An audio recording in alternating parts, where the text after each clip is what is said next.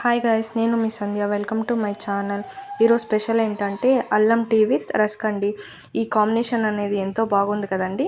అలా వేడివేడి టీలో రస్క్ని డిప్ చేసుకొని తింటుంటే ఆ ఫ్లేవర్స్ అనేది మన నోటికి తగులుతుంటే మీకు తాగాలనిపిస్తుంది కదండి. అయితే అల్లం టీ ఎలా ప్రిపేర్ చేయడమో చూసేద్దాం. ముందుగా మీరు టీ పెట్టుకునే గిన్నె తీసుకోండి. అందులో హాఫ్ గ్లాస్ ఆఫ్ వాటర్ తీసుకోండి. టీ ఆకు వేయాలి.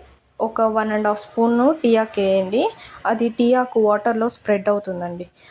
ఇప్పుడు కొద్దిగా అల్లం తర్వాత యాలక్ బుడ్డ ఉంటుంది కదండి, అది బాగా దంచి వేసుకోండి. అందులో వేసుకుంటే ఆ ఫ్లేవర్స్ అనేది వాటర్లో మిక్స్ అవుతుందండి. అప్పుడు టీ ఆకు ఫ్లేవర్ అనేది మనకి నోటికి బాగా తగులుతుందండి.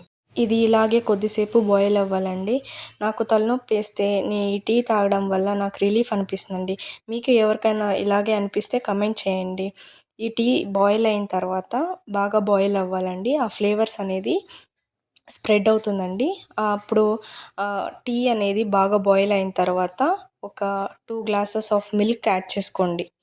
ఆ మిల్క్ యాడ్ చేసుకుంటే లాస్ట్లోనే యాడ్ చేసుకోవాలండి. అప్పుడు 2 గ్లాసెస్ ఆఫ్ మిల్క్ యాడ్ చేసుకున్న తర్వాత బాగా బాయిల్ అవ్వాలండి. అది కూడా బాగా బాయిల్ అయితే ఆ మిల్క్ అన్నీ మిక్స్ అవుతుంది కదండి.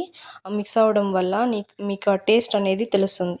లాస్ట్లోనే మనం షుగర్ వేసుకోవాలండి. ఒక 3 స్పూన్స్ ఆఫ్ నేను షుగర్ వేసుకుంటున్నాను. లాస్ట్లో వేసుకోవడం ఎందుకంటే ఆ ఫ్లేవర్ అనేది లాస్ట్లో షుగర్ యాడ్ చేసుకుంటే ఆ ఫ్లేవర్ అనేది ఇంకా బాగా అవుతుందండి. అందుకని లాస్ట్లో నేను షుగర్ యాడ్ చేసుకుంటానండి. తర్వాత అలా 10 మినిట్స్ వదిలేయండి. అది బాగా బాయిల్ అవుతుంది కదండి. ఆ బాయిల్ అనేది బాగా అవ్వాలండి. అప్పుడే టీ అనేది ఫ్లేవర్ బాగుంటుంది.